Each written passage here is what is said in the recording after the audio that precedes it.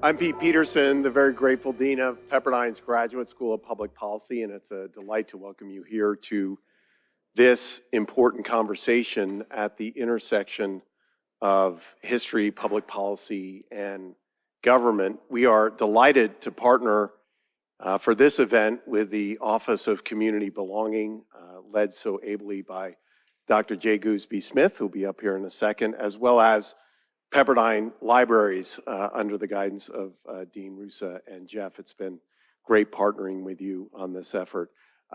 Before we get underway, I have to extend special thanks to my dear friend, Dr. Stuart Davenport, whose idea it was to reach out to Connor about this event. In so many ways, this broader conversation represents much of what we hold dear at the School of Public Policy, which is this unique view of making policy today grounded in an understanding of history, or what we would call thinking historically about public policy. The work I do specifically, aside from being Dean of the Policy School, is to lead something called the Davenport Institute for Public Engagement, and through that work I get a chance to train local government officials in how to engage residents in making policy decisions at the local level.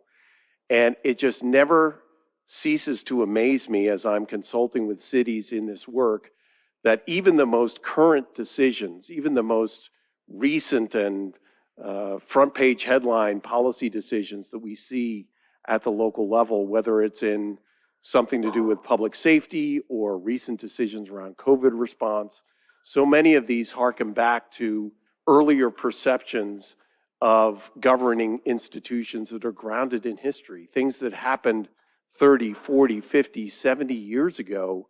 For the residents of those communities, it might as well have happened yesterday. And so what we would call this thinking historically approach to public policy is so important. I thought to get into that topic, or this topic in a way, I wanted to quote from a friend of mine, another historian who's taught with us as a visiting professor, Dr. Bill McClay, who wrote a piece recently in a blog called Law and Liberty about the difference between history and memory.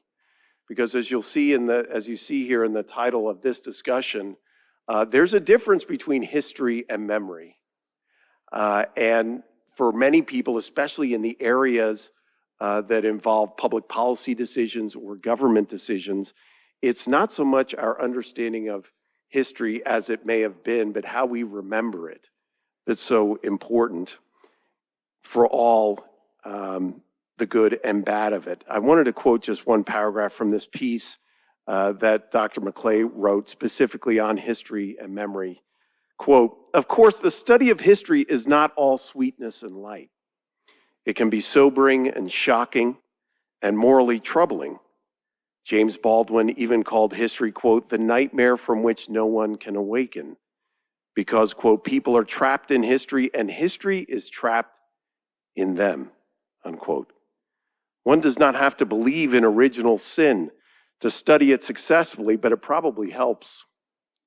By relentlessly placing on display the pervasive crookedness of humanity's timber, history brings us back to earth, equips us to resist the powerful lure of radical expectations, and reminds us of the grimmer possibilities of human nature. Possibilities that for most people living in most times have been the least bit imaginary. With such realizations firmly in hand, we are far better equipped to move forward in the right way." How do we understand history and yet move forward in the right way? To me, that is really a way of capturing this important conversation. So again, we are delighted at the Policy School to partner with our friends at the Office of Community for Community Belonging. And so let me welcome up their leader, Dr. Jay Gooseby Smith, who will introduce our speaker.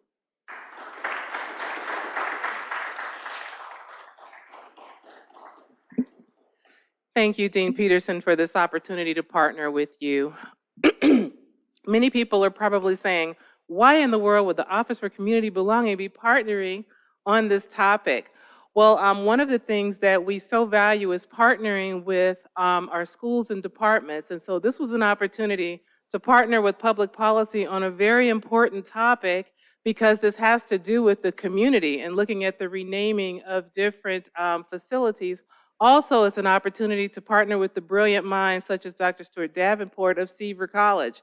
And all of us are interested in so many topics. Also, like Dean Peterson, I hold another role, which is director of the Larry D. Kimmons Truth, Racial Healing, and Transformation Initiative. It's based upon the national initiative by the same name, and 5 of the pillars that it's based upon, 2 of those pillars are racial healing and narrative change. And when you're looking at changing the names of different bases, that's narrative change. And you look at some of the reasons for doing that, that's racial healing. So thank you so much for the opportunity to partner in this. And I look forward to a wonderful discussion. So let me introduce the speaker.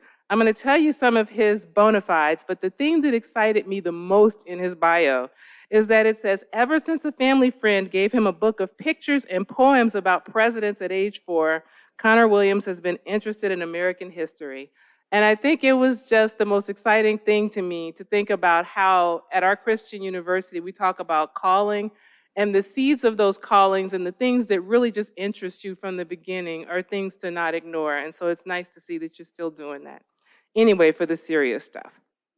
So, Connor Williams is the lead historian for the Congressional Naming Commission, researching the history, causes, and context of Department of Defense assets that commemorate Confederates or the Confederacy.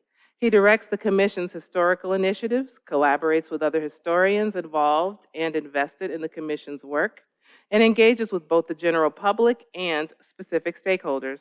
Connor advises the Commission through historical briefings and assists in the research and presentation of potential new namesakes to the naming commissioners. This work culminates with Connor's contributions to the Naming Commission's final report to Congress.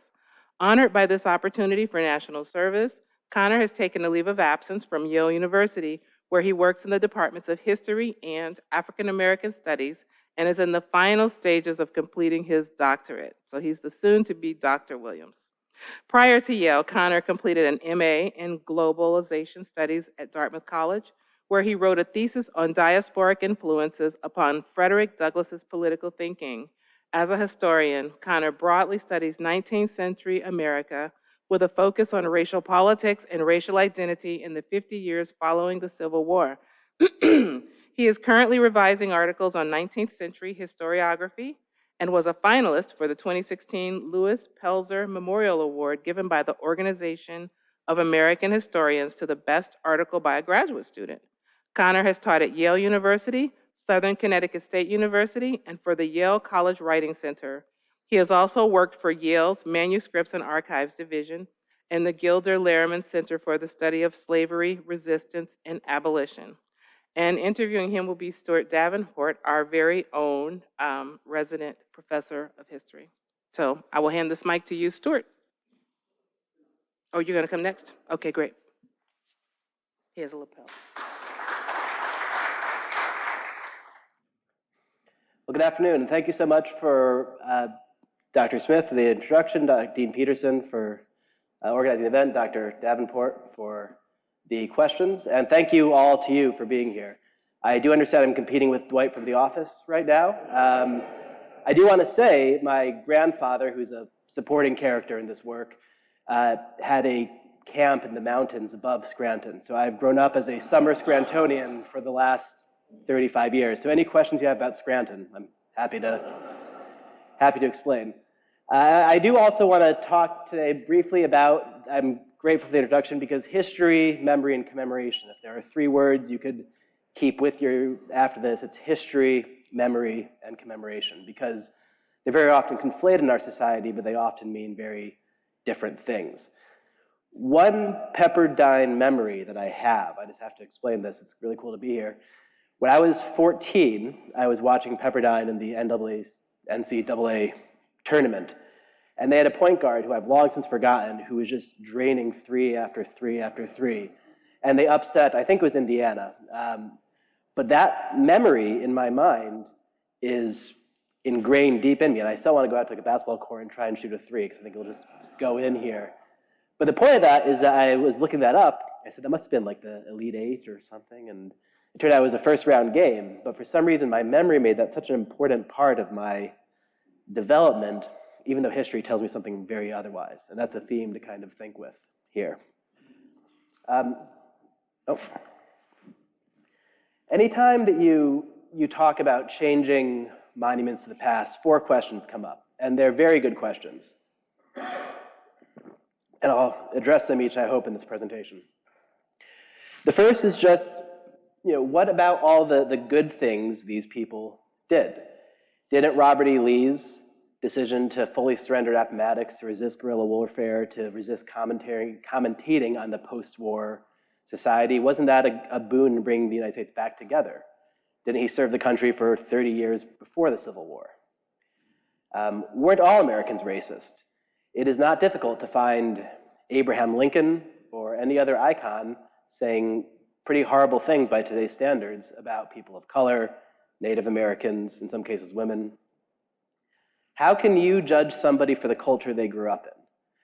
I have kids, and at some point, I'm going to have to talk to them about the carbon emissions I and my culture did that's heating the planet they're going to inherit. And so I didn't know any better in 1998. We still are learning these things. But how do you want to judge somebody for the culture they grew up in? I guarantee you things that we think are great now will be seen as offensive or problematic in the future. That's been the case for millennia now. And lastly, excuse me, isn't this erasing history? I don't like the Confederates. And here I'm putting on the voice of somebody. I don't approve of them, what they did. I think enslavement was horrible. I'm so glad the United States won the Civil War, but it happened. And so if you take these monuments down, aren't you erasing history? Isn't that a really slippery slope? And these questions, I had the hurricane motif up there because you can start anywhere on this chain, and they tend to spin around and around in the warm waters of our fertile minds, and then they come out with all kinds of anger, fear, which in some cases is very human.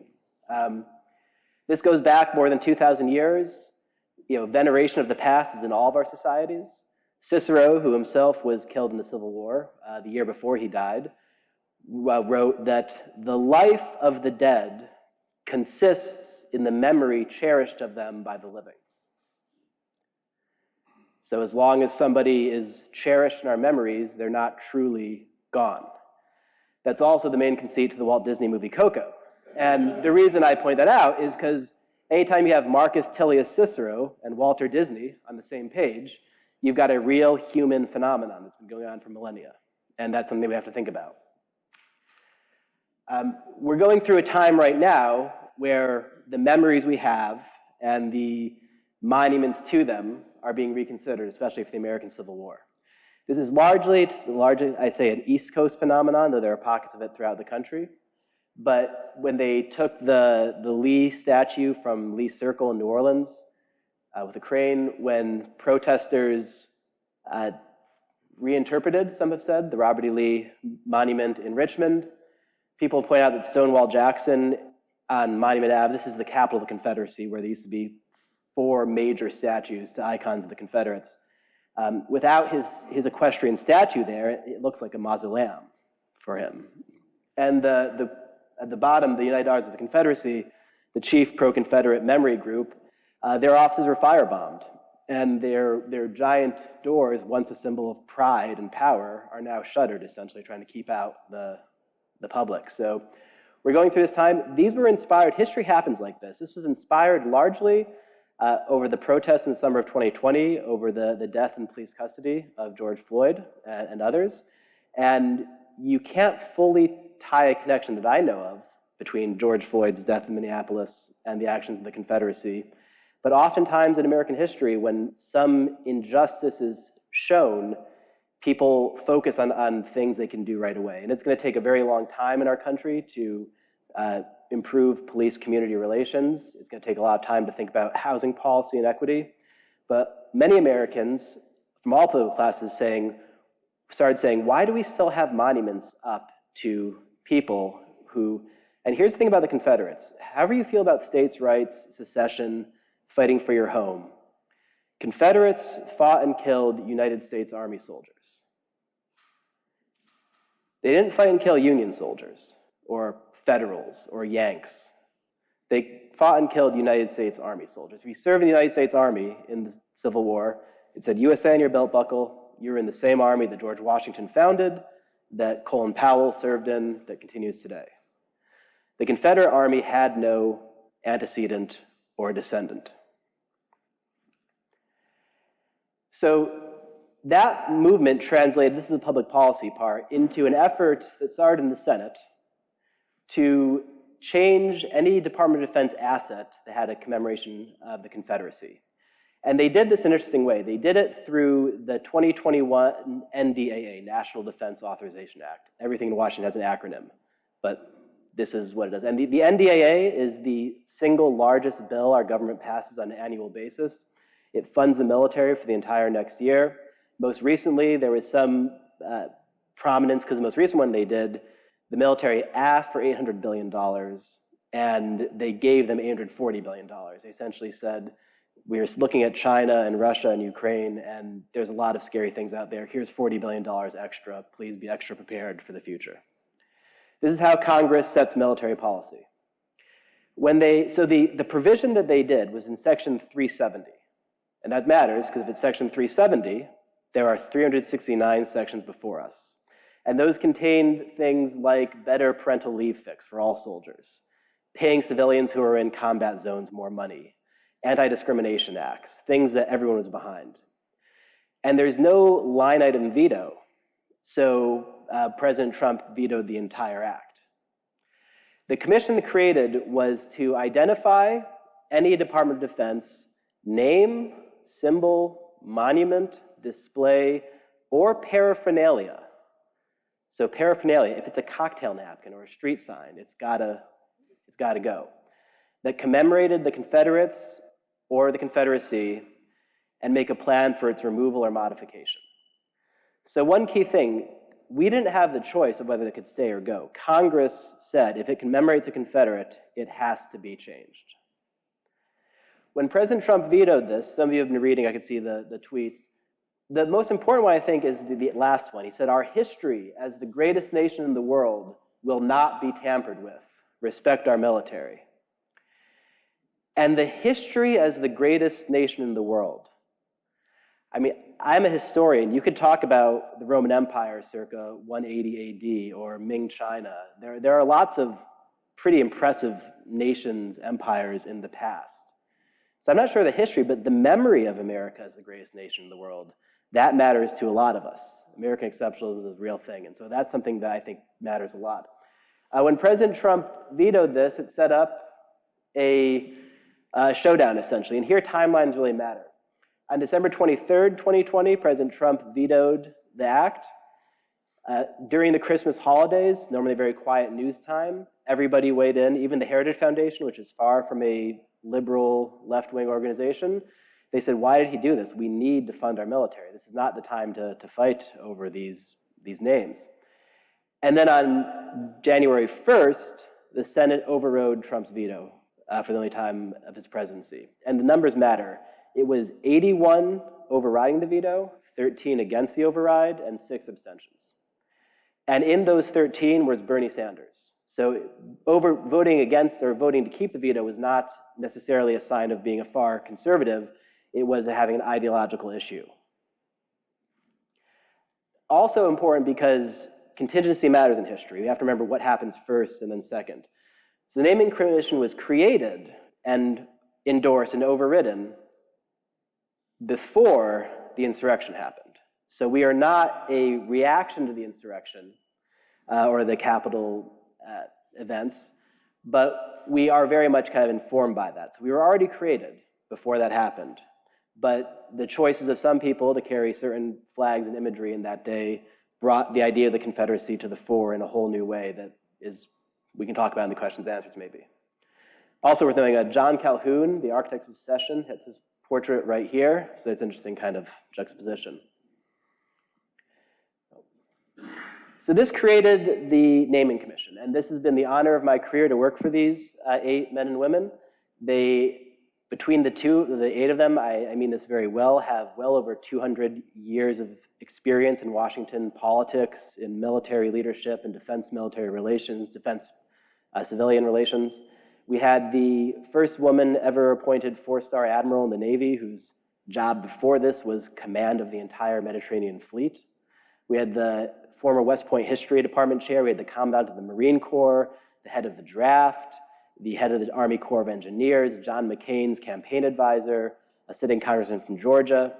These were incredible civil servants and military officials who have benefited from so many years of expertise. And our job, to very briefly outline this, essentially I've tried to have the words next to the picture, if that makes sense, but I'll explain how this slide works. So essentially, we were created by Congress. We worked for them. They mandated our work. They gave us our charge. They gave us 2 years to do this work. They said, go out and report back to us in 2 years. We chose to report back a lot more often than that, but that was who we worked for. And so we reported to Congress. But because we were doing military installations and military ships, and the lion's share were in the Army, the military supported us. There were 6 people who worked for the Naming Commission direct support staff, like myself. We had a lawyer, a public affairs person, a planner, a legislative affairs person, and an archivist. But there were well over 50 Army officers who supported us in our work. We had a 2-star general, a major general, whose entire job was to essentially make sure that the military and the Naming Commission worked well together. In response, we heard the thoughts of the military a lot. We went to all 9 of the bases we're going to be renaming, and we heard their thoughts. We spoke to civilians. I'll talk more about that in a little bit. But we had no obligation to follow their orders. This is a thought experiment, but if Mark Milley had emailed me, or even our chair, the admiral, and said, I want you to do this, we could have respectfully said, I'm sorry, we don't work for you. We have no reason to follow what you want us to do. It did not happen, but that's the way the organization worked. But they supported our mission. It's an incredibly humbling experience to have a colonel who's flown combat helicopters in Iraq calling me to make sure I'm going to be okay to make a meeting or something. I was so impressed by the military men and women who I worked with in the Naming Commission. And the last thing just worth pointing out is that the Congress funds the military and the military serves the American people.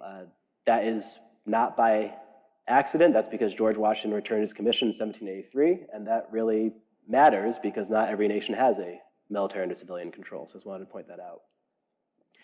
So over the course of 18 months, Naming Commission went to every installation throughout the South. We met with thousands of Americans. We read tens of thousands of emails. This is a photo of myself and Major General Timothy Williams of the Virginia National Guard. We're at the Virginia War Memorial talking about how Confederate memory may or may not play in the National Guard. It looks like we're fighting there. We're not. We're having really good conversation, but it's a photo that kind of captures the Naming Commission's civil-military relations. We briefed Congress. The chair and vice chair briefed Congress at least once a month, sometimes more. We went to Capitol Hill twice and briefed the whole House Armed Services Committee, Senate Armed Services Committee staff, the HASC and the SASC. Everything has an acronym in DC. And we wrote 3 reports to Congress that outlined our plans for what amounted to, can't make this up, 1,111 lines of Excel spreadsheet of Confederate commemorations. I got to that point and I was like, let's go for either 2222 or keep it. Just such a good, but and we talk more about what's being commemorated. And ultimately what I really focused on, and I should acknowledge that the next slide contains some images of amputations and some evidence of what happens when wars are fought. But we really focused on history, memory, and commemoration. And that was our charge because, again, our charge was not to say, should Robert E. Lee be commemorated? Congress, by 81 votes in the Senate and a similar majority in the House, said he should not be. But our job is to say why, essentially. Oftentimes, Congress essentially will make an act, because they're very busy people, and they'll say, go out and do this, and oh, by the way, tell us kind of why it's important. And so, as we were thinking about this, I read lots of philosophy of memory, lots of philosophy of history, spoke with lots of historical colleagues, and I really came up with this. I'll read from the report in a moment, but our nation's memory of the Civil War is vast. In many ways, we want to think that all of American history starts in the Civil War, goes through it. That's true in some aspects. But every year, Americans, we love our Civil War in a way that other nations don't. These are reenactors. I hope you all get a chance to go to Barcelona at some point in your life. It is beautiful. But you will never see on a Sunday morning in Barcelona nationalists and fascists getting out a fake machine gun to recreate the trenches there. But Americans every year go to Gettysburg and other battlefields to reenact our Civil War. And I really appreciate reenactors. They're my allies, so I'm not trying to start any fights with them. But I always tell them that if you want to really reenact the Civil War, you have to lose at least 7 years of education, all your vaccinations, all of your shoes, eat 800 calories a day, and that 800 calories is essentially hardtack and salt pork, march about 20 miles a day in some cases, sleep out under the weather, and then you're getting close to the American Civil War. So Americans want a Civil War that they can appreciate as long as they can take pictures of it, sit in a lawn chair, use a portalette instead of an open-air latrine, have an ambulance on site to help out anybody who gets too hot. And the reality of the American Civil War is much, much grimmer. It is far and away the deadliest conflict in our nation's history. It killed more Americans between those fighting for the United States and those fighting against them than all of our other wars combined. So Revolution, 1812, Mexican-American War, Spanish-American War, World War I, World War II, Korea, Vietnam, Gulf Storm, Desert Storm, and the global war on terror, all of those, and then the American Civil War. On a per capita basis, it was 10 times deadlier than World War II. 40% of all United States soldiers were buried in unmarked graves. 60% of all USCT troops were buried in unmarked graves. On a per capita basis in the American Civil War, there were 46 days deadlier than 9/11.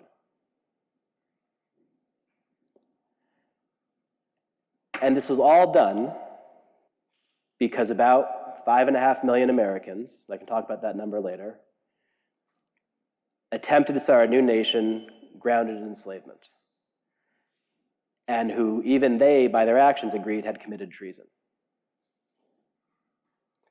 So the question was, why are we commemorating these men, all men, most prominently on 9 military bases?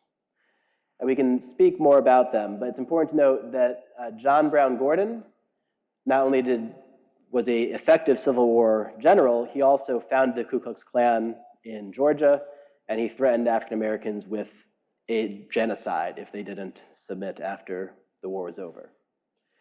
Henry Benning was a secessionist convention. He fought as hard as he could to get more states out of the United States. George Pickett was a war criminal. He had 20 US soldiers hung. And the list goes on.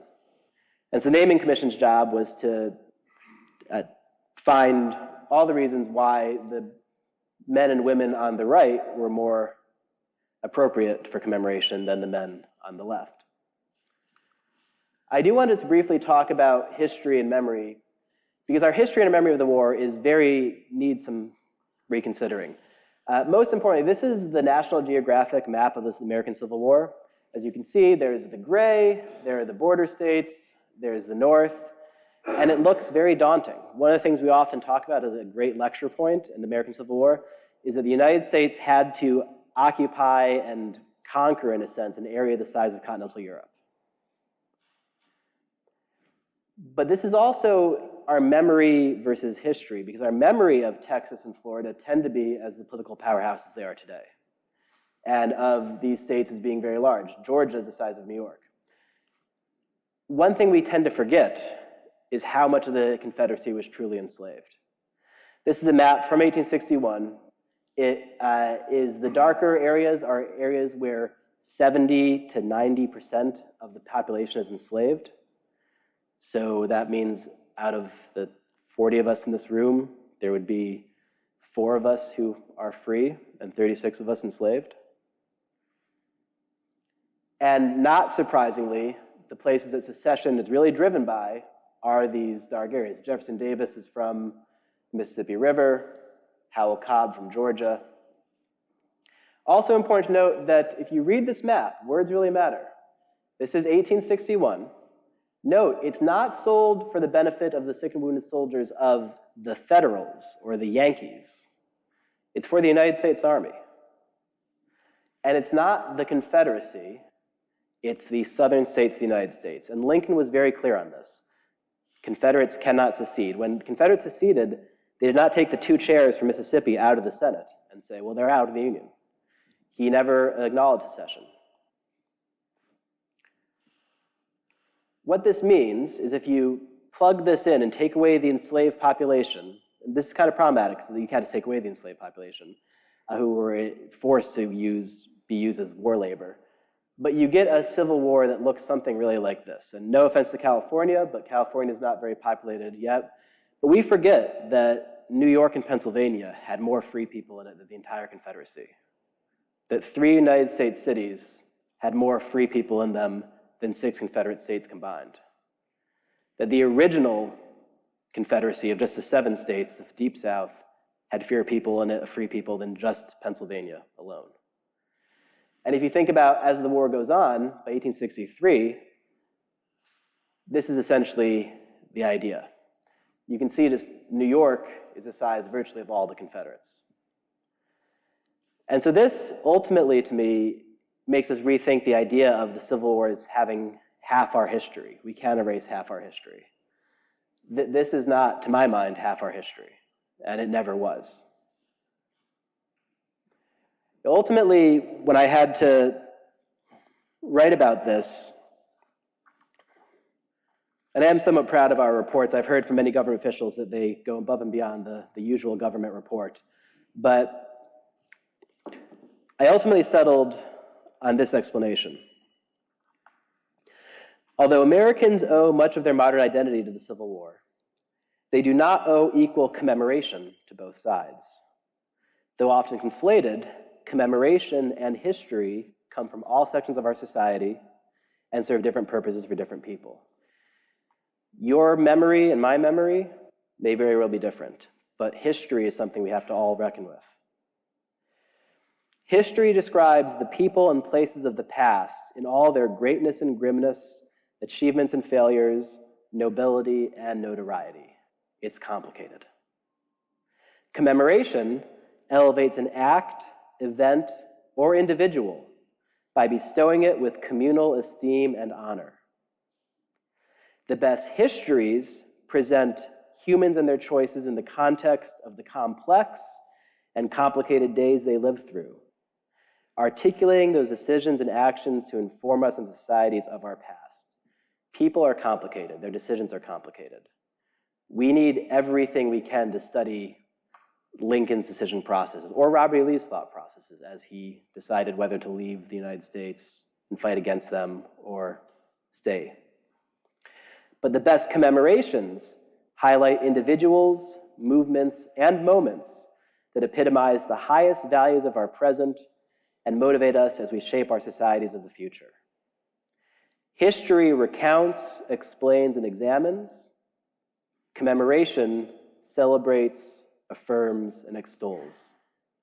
History is about who we were, but commemoration is about who we strive to be. And I think ultimately that's why I'm okay as a historian with these monuments coming down. I dare say there's been a book a day written about the Civil War since it ended. On average, every day since the war ended, there's been another book written. I'm in the process of writing another book about the Civil War, so I'm going to keep that tradition going. But if those books are ever taken out of libraries, if museums are ever destroyed, you will see historians on the front lines of those struggles. But for commemoration being about who we strive to be for the future, I think the Confederates are going to become increasingly a difficult choice, a difficult circle to square, if you will. And I'm also glad that I'm not alone in this. In many ways, we can talk a bit more, but the lost cause, veneration of the Confederacy, happened in the 20th century. Frederick Douglass was, at the end of his life, he didn't know that. He died very suddenly. He thought he was going to live for a very long time yet to come and keep working.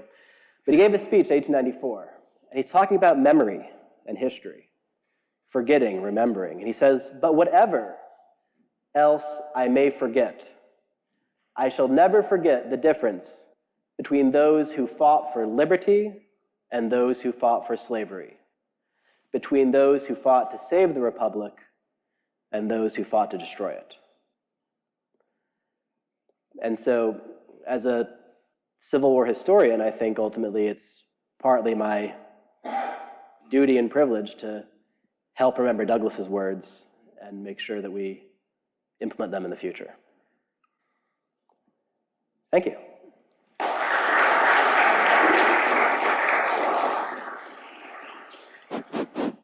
Okay, it's kind of on. All right. Thank you all to my students for being here. Senior theses are due today. Oh, wow. And this is a senior thesis class. So I just want to say thank you for being here. I hope that this is a rewarding experience for you. Thank you, Connor, for what you said. I was writing furiously with your definition of commemoration. I actually just want to get a copy of that text. Connor got in touch with me about 2 months ago, out of the blue, and I was like, oh, who is this guy? What's this all about? But the thing that really got my attention was honestly his writing. And I'm saying this to students here and really to anyone, how to put these very complex ideas and these very contentious ideas into words, it really did get my attention. And I actually want to read something that he just included in an email to give a kind of example of this. He concluded one of these early emails to me: "While I work for the Naming Commission and absolutely endorse our decisions, I also think that any decision on renaming should involve a lot of deep thought. The duty to remember the past as it existed and not to erase the difficult parts of our history is a powerful one, but so also is the duty to have our commemorations reflect the highest aspirations that we hold for the future," relates to something they just concluded with, "and not some of the most traumatic acts we have in our past. So I welcome all sorts of viewpoints on this work, and when differences of opinion have come up in past talks, I'm interested in asking you about that. I have done past talks I have done, it is a pleasure to discuss them in the best traditions of scholarly discourse." That's what I want this to be today. In the best traditions of scholarly discourse, navigating some of these difficulties that we have between communities in the present, between the past and the present. These are the types of conversations that I'm very proud universities are having and that Connor is a part of in the world of public policy, making a real difference in the so-called real world with these names and the difficult conversations that have to take place as these names are reconsidered. So I just wanted to praise Connor for his writing. Thank you. Say that this is an important skill for all of us to put complex ideas into meaningful words. But to start this conversation part of it, just want to ask Connor, what was your original interest in the Civil War? What got you motivated to enter into this field? Yeah, no, thank you. It happened to me in college, actually, in undergrad. I was able to take a course on Civil War memory, and at the same time, I was speaking to my grandfather, who was a veteran of World War II, and he was born in 1913. And I used to always ask him, as a historian from a very early age, what do you remember of the past? And I was really disappointed he didn't remember World War I, which is such a teenager thing to do. Like, how dare you not remember something that happened when you were 5 in 1918? But he one day kind of got fed up, and he said, I was born in 1913. I said, yeah, of course. He said, when I was your age, I knew Civil War veterans, and I knew formerly enslaved people. They were my neighbors. They came to the events at my high school. They were all around me. And he lived to see Barack Obama elected president. And that lifespan of knowing enslaved people, formerly enslaved people, and then seeing an African-American elected to the presidency reminds us how truly recent the Civil War is in our memory and in our history.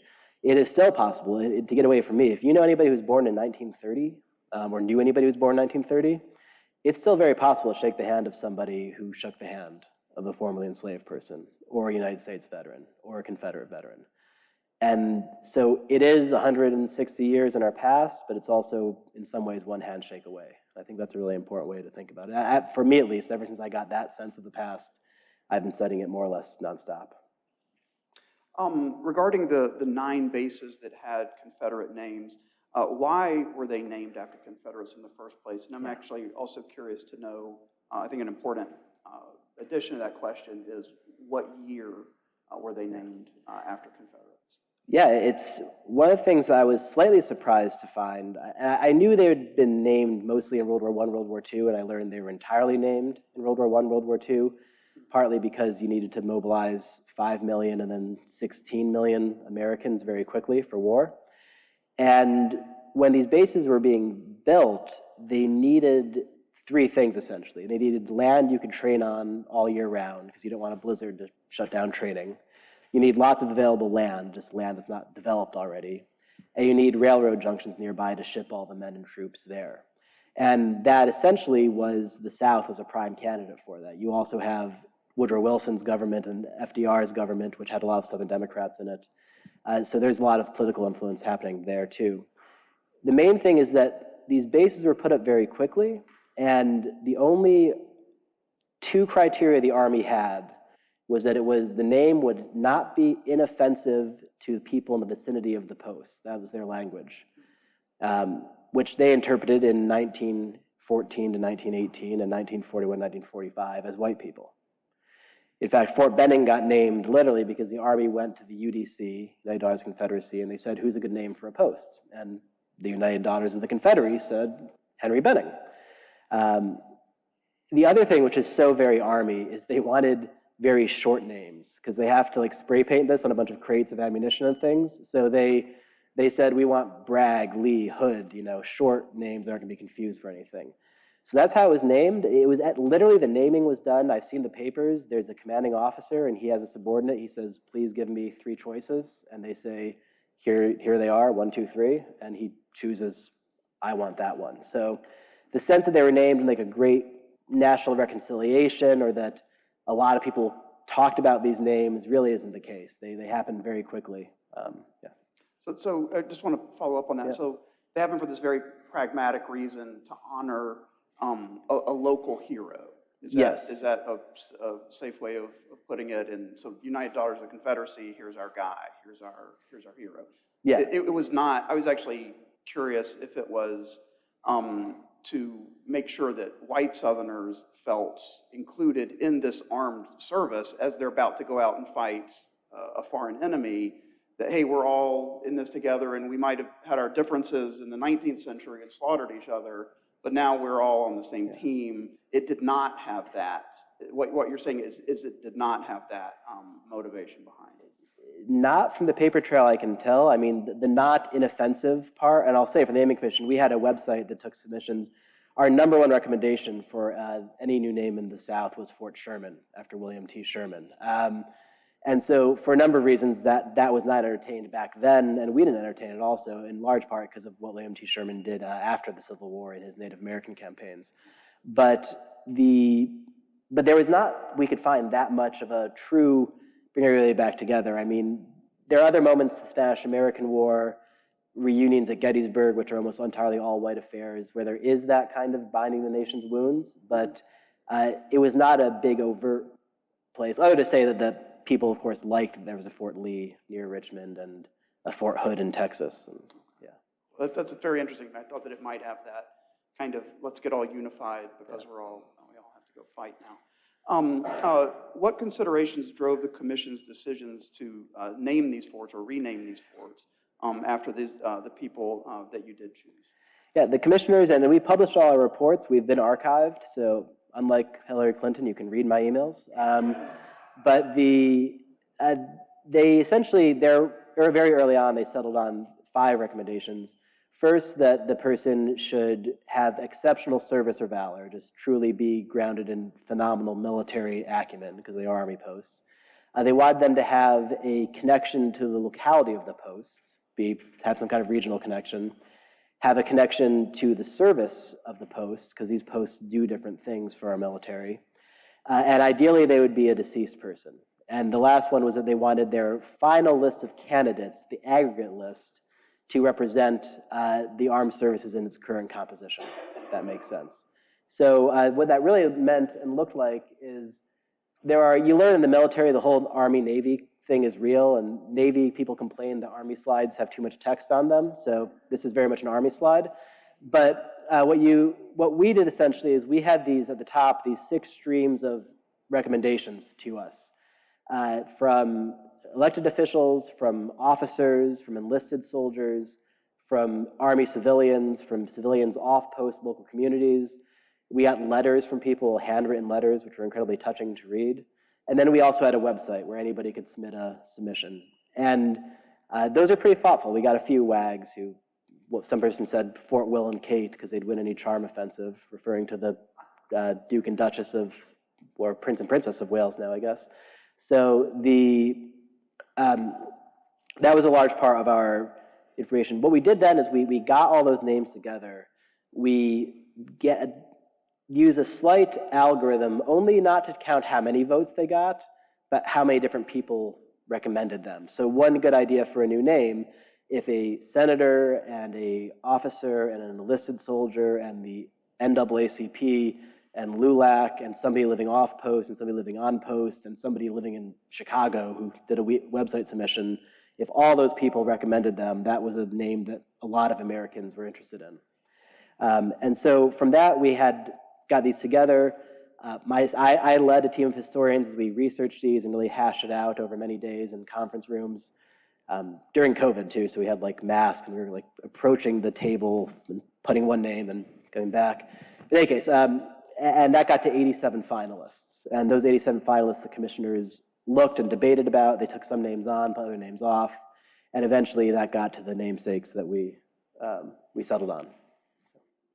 Just so y'all know, we are going to go until 1:15 approximately. It's 10 till 1 now. This part will go on for about another 10 minutes, and then we'll have the last 15 minutes to open it up for questions, so you know kind of where we are and that you'll have an opportunity to ask your own questions.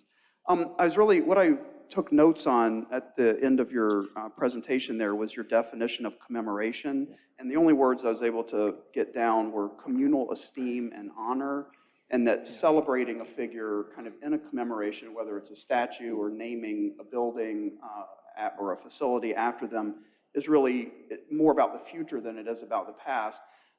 So my question is there, this is to kind of zoom out, get the 30,000 foot view of this, is there a theory of commemoration? Like, and this is trans-historical, it goes back to, honestly, Egyptians building monuments to themselves so that they can be remembered long after their death, or a community building something and naming it after somebody, a likeness or simply a name. And sorry, this will be a little bit of, I'll have to do a little bit of explaining here, but I will get to the question for you. So I'm working with a student now. We're working on Nazi Germany and how Germans today remember their past. I'm from Birmingham, Alabama, and I thought about, there's actually a statue in Birmingham, not just of the 4 girls who were killed in the 16th Street Baptist church bombing. There's actually a statue also of a police officer in this militant pose, holding a German Shepherd attack dog, which is to commemorate the police brutality and violence against the civil rights demonstrators. Clearly, the 4 little girls is to remember them. Yeah. The statue of the police officer is to remember him but not honor him, in the same way that they're not going to be tearing down concentration camps to just, hey, let's forget that this happened. So there is a purpose within commemoration to remember the things that we've done wrong. Yeah. So I'm happy to see these names go, and that we should keep a Fort Lee just to remember a man who fought for slavery and fought to dissolve the Union. But just, I'm thinking about statues of Saddam Hussein. Some statues have the purpose of, let's remember someone we like, or let's remember an episode or an individual that we very much don't like and want to get away from. Yeah. But there's also a purpose in commemoration of intimidation. Like, okay, I'm the ruler of this country now. I'm going to dot the landscape with a bunch of images of myself to let people know who's in charge. And if you go against me, there's going to be some kind of repercussions for that. So just, is there any kind of overall theory for why people construct these things in the first place? lots of places to go with that. And just for the same point, that there's a small group that's opposed to our work, and they're using the democratic processes to do so, and that's great. That's what our democracy is about. But one of their taglines is Americans put up statues, you don't take them down. And I was kind of thinking, like, well, in the second Iraq War, we took some statues down. But to that point, I think that a broad commemoration is definition, purpose, theory, is it's the use of public space and in some ways public memory as enshrined by government processes to make a political statement about the past. That's what commemoration is. It's always been political, I think, as you point out. I've used Percy Shelley's sonnet Ozymandias, which, if you know about it, is all about this crumbling statue in Egypt. And they literally found a Ramses statue in an Egyptian sewer a few years ago. They were digging a new drainage ditch, and they literally found a crumbling Ozymandias statue, so it truly still exists. But that's my take on commemoration, is that unlike memory, which is individual, and we all need our own memories, commemoration is about a political use of public space to make a statement about the past. And that's often done through statuary. It can be done through other ideas as well. Yep. So that question was kind of generally about why are they constructed in the first place. Yeah. So in tearing them down, again, kind of a general or theoretical question, was there any kind of rubric that was established for should this one stay, should this one go? You were a part of an official commission working with the armed services, but societally we're having this debate. I'm very interested in this.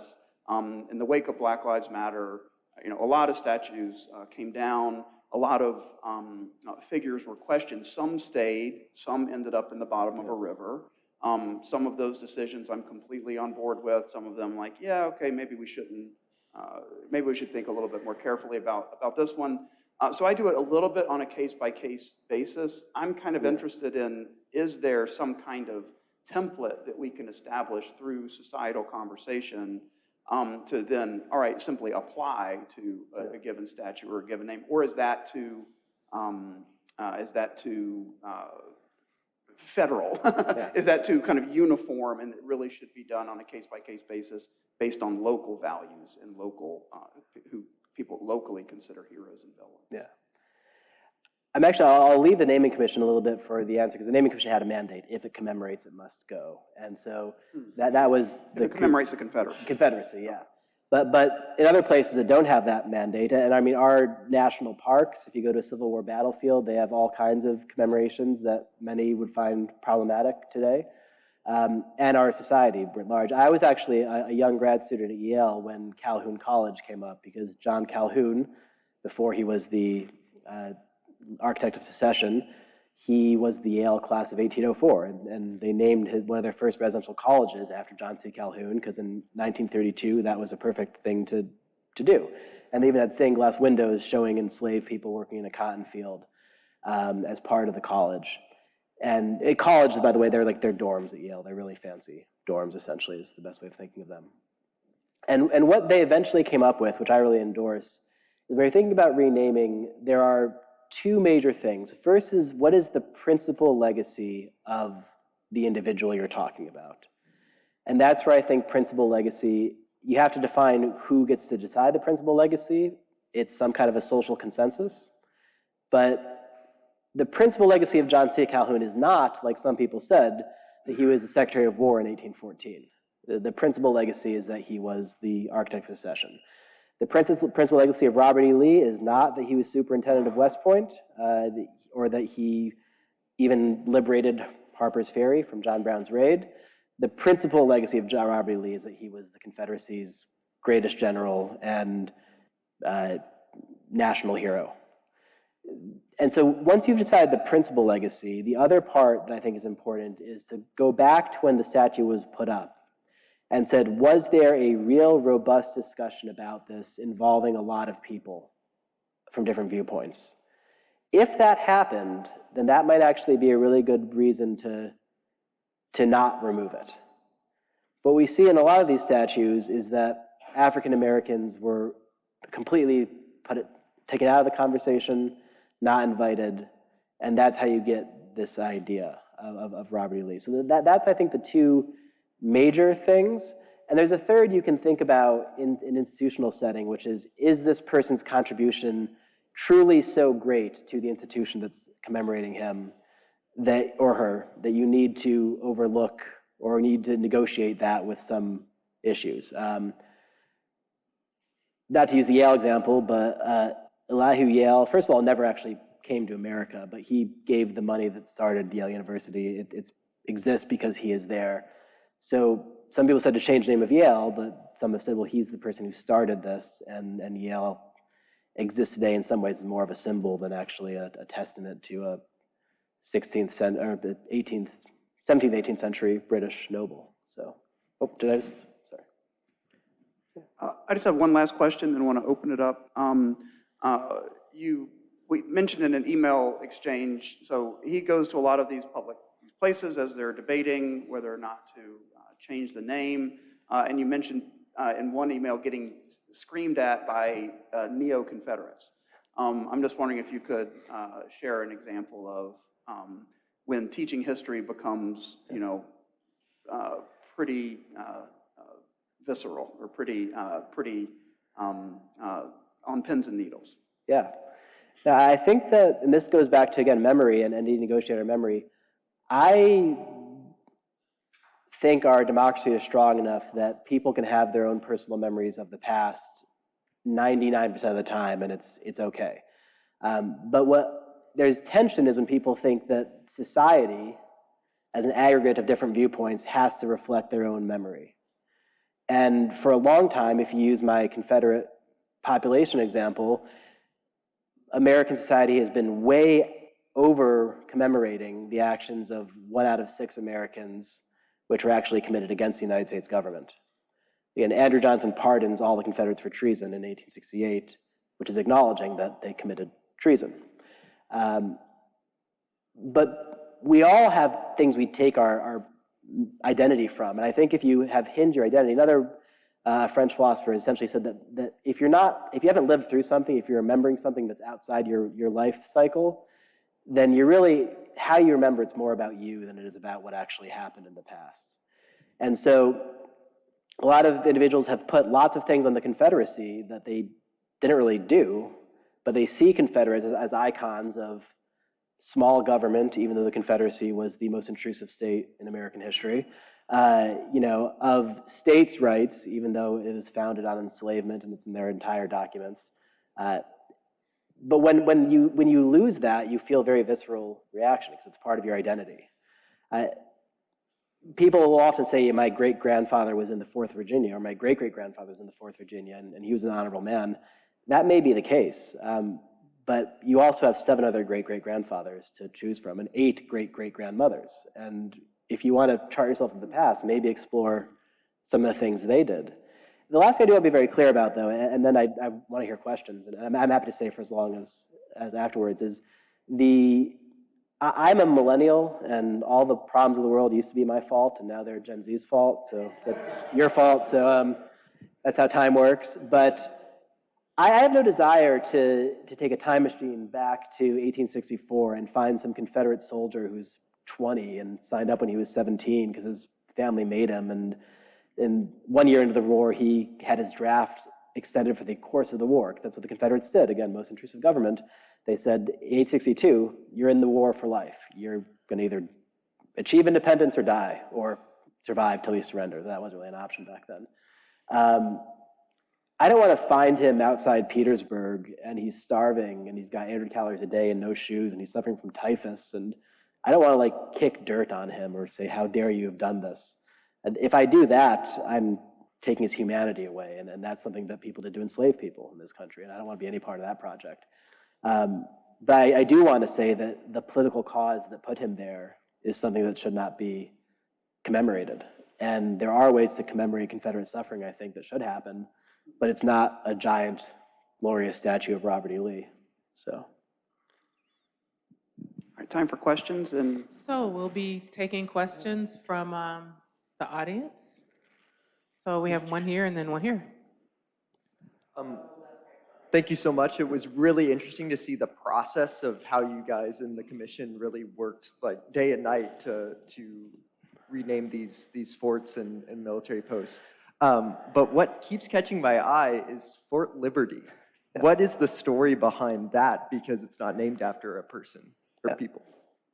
Yeah, it goes back in many ways to the arrows on the previous slide and those different data streams. But for Fort Bragg, which is the nation's premier power projection platform, which essentially means you can be a soldier and you wake up in Fort Bragg and something happens somewhere around the world, and in an hour you're activated and you're going to sleep, into Crete or wherever it is. They have always seen themselves as kind of the center of the military universe, and whether that's true or not is something for us to decide, or for all to decide individually.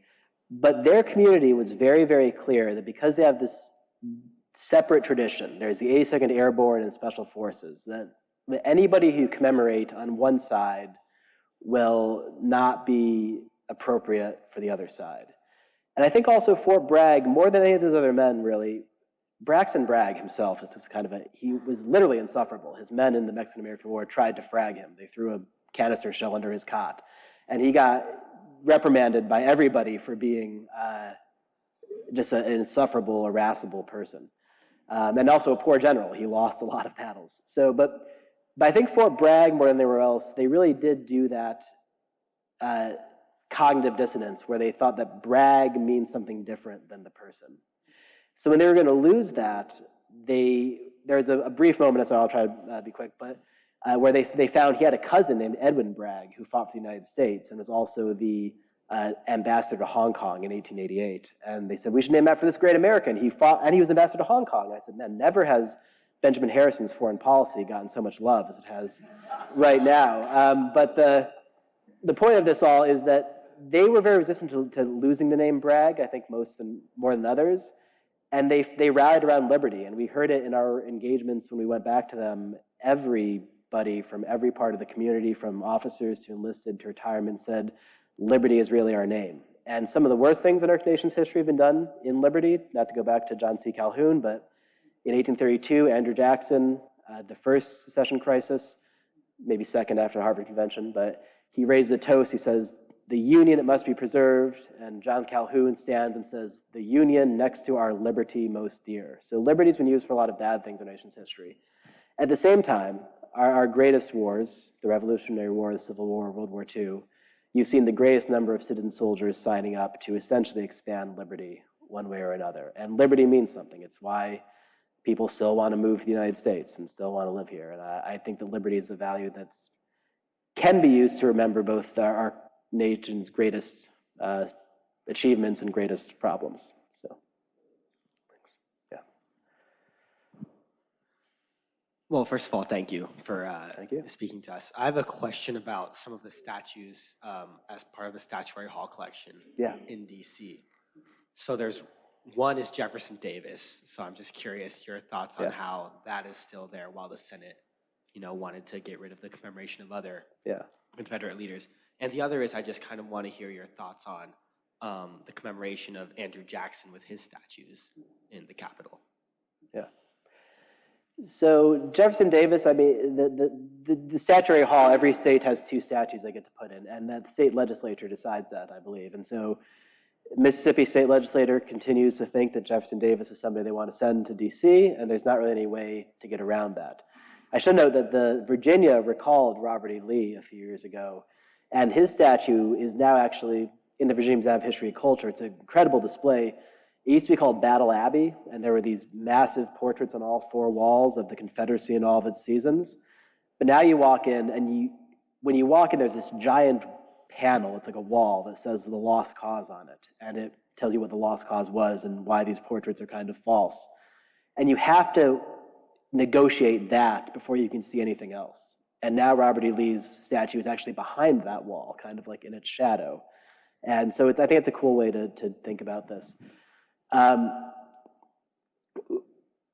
mean, I think Jefferson Davis himself would be pretty surprised to find his statue in the United States Capitol. If you read his writings, he was pretty clear that he was president of an independent nation, and that he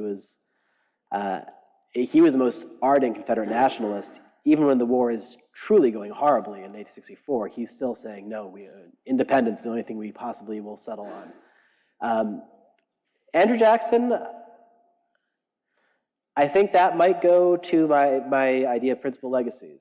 And his principal legacy is really conflicted because he had so many principal legacies. But there is a wonderful,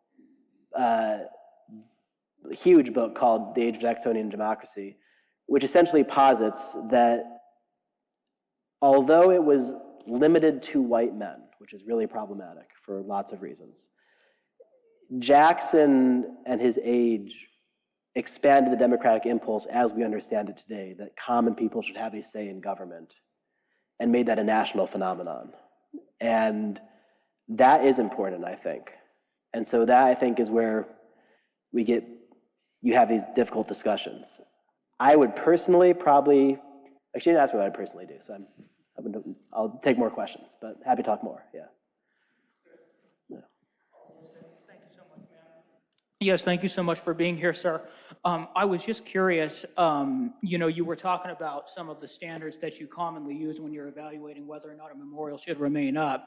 And when you look at Abraham Lincoln with the Lincoln Memorial, for example, I think there's, particularly in recent years, there's been a lot of scholarly interest in how he suspended habeas corpus for a huge swath of Eastern Maryland. He would commonly use that to jail without due process his political opponents or people he suspected of being political opponents. And I've also recently started to read about a number of military executions he actually ordered of American Indians who resisted U.S. encroachments into their ancestral homelands. And so wouldn't it be logical to say that based on some wartime atrocities like that, it might not be appropriate, particularly to people whose ancestors suffered at the hands of that, to commemorate Abraham Lincoln? I think it would certainly be logical to say that, and people are more than welcome to say that. And I would encourage folks who feel that way to try to use the democratic processes available to them to start that movement. My response as a historian would be that, again, we're talking about principal legacies in a war that has 750,000 deaths and is fought because there are states who are making war against the United States.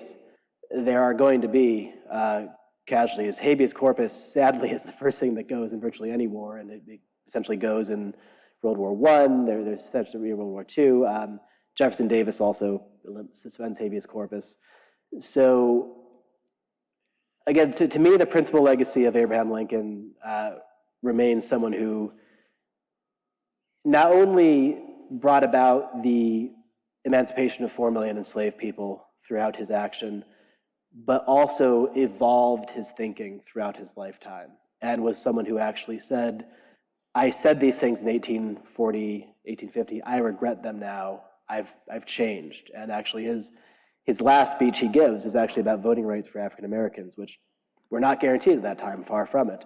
But he says, I believe that not only highly intelligent African Americans, a little problematic, but also any soldier who served 200,000 men, that's a lot of people he's saying, should be allowed to vote.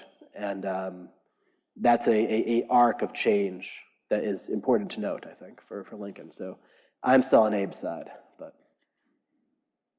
And hello, that slide you had about January 6th, I just wanted to ask about that really quickly, because obviously that's in the middle of all of this, and seeing like Confederate flags inside of our nation's capital, and seeing a group of people, have an insurrection or armed insurrection against the United States government while all of this is happening.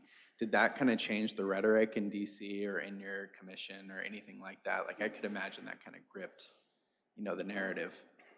Yeah, and there's Eric Foner is one of the true titans of 19th century history, and he actually, just my whole handshake thing, he met W.E. Du Bois when he was a young boy and Du Bois was old, so this handshake thing is real.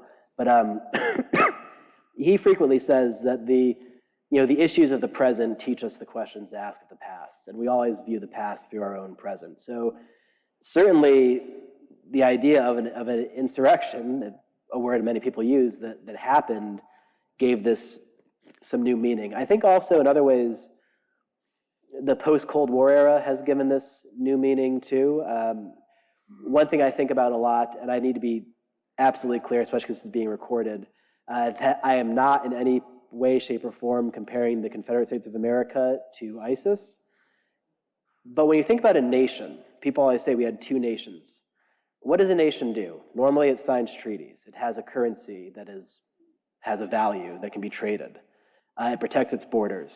It has the consent or has support of people. The Confederacy did very few of those things. But before there was this thing that says we control this land and we say we're a nation, we didn't have a way of thinking about the Confederacy like that, because in the Cold War mindset, there were nation states. That was who's on our side, who's on their side. And so I think that in that sense, many developments, the war in Ukraine has made us rethink kind of infantry, why infantry still matters. For a long time, we thought it was all tanks and missiles, and now we realize that it still actually matters what guys in boots on the ground do. All those together, I think, reshape how you conceive of the past and the questions you ask of it. And one quick example, but there's a guy in 1940 who gives a speech about the Civil War calling it the blundering generation. His name's James D. Randall. He's actually the president of the OAH, Organization of American Historians. He's giving it as the presidential address, and people are standing up and cheering. And what he's saying is the Civil Wars need the slaughter, that nothing good came out of it. And he's telling that exactly because he's just been through World War I, sees World War II happening. And so we view the past through the politics of our present, I think, always. The historian's job is to not let those politics get too much into his interpretation and show where the facts go.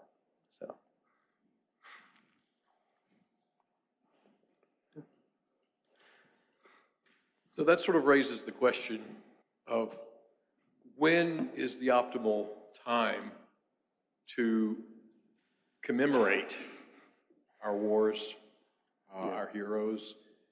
I mean, if I remember correctly, Karen Cox makes this argument that, the United Daughters of the Confederacy and others were sort of seeking a way to grieve their lost brothers and husbands and fathers, and it was sort of out of this that comes this monument, or the lost cause ideology, really. That seems too soon when people are still grieving. On the other hand, the World War I monument in D.C. is still under construction. And there's always a political moment that is going to color the past. So do we need a succession of monuments to sort of reflect where we are? That's a great question. I mean, and in a way, you didn't ask this, but I'll broaden it a little bit to people saying, well, if we change these, is that a slippery slope to those? And my short answer is, if 87 senators tell us to change it, then we should change it. That represents a pretty broad swath of the American public through representative systems. But to your more precise question, I think that our commemorative landscape, and again, you will find very problematic things in Ulysses S. Grant's life and Lincoln's life. I am not in favor of the memorial coming down or of the Grant statue in Congress, which you don't talk about that much, but if you ever go to U.S. Congress, Capitol Hill, Grant's right there in front of Congress. He's leading the forces kind of protecting the Capitol, and it's a beautiful monument, I think. I think we can be broad enough in our society to have many monuments, and I think one thing we can consider is ways to memorialize or commemorate broad swaths of people without focusing on one person who will forever be an imperfect choice to others. I also think that what's been floated, and did not happen in this case, but could happen in some, is expanding monumental areas. So if this generation thought this monument was good, that's great. Leave them there, but then put up a new generation. So there's a statue called Rumors of War that was made. It's now in Virginia, but it's of an African-American USCT man, and he's imitating the Jeb Stuart cavalry pose. And so that's kind of an update. If you want to commemorate Robert E. Lee in some way, Powhatan Beatty is an African-American man born enslaved in Virginia and Richmond, escapes to freedom, joins the USCT, comes back as a soldier to Richmond. He's fighting in New Market Heights at the end of the siege of Petersburg to kind of encircle the Confederates. His unit's decimated. He leads the last 17 men on the last charge that captures the position and kind of seals the siege of Petersburg. That's a Virginia story. He's a Virginian. So commemorate him and Lee and have people think, okay, you know, this is all Virginia history. It's all there. That would be a way, I think, in a museum setting or something to tell the story fully. So. Yes, yeah. And we did make one base hyphenated between two people, and that's something the military does a lot with joint bases now. And so for the immediate military, I would recommend they think about hyphenating other bases, especially if Kit Carson, who was a, quote, Indian fighter, continues to be a name that we have questions about. You could add on another name that makes us think about that history differently. We're at 1:15 now. I could stay here for another hour, but I don't want to impose that on you. So let's give a nice round of applause for Thank you.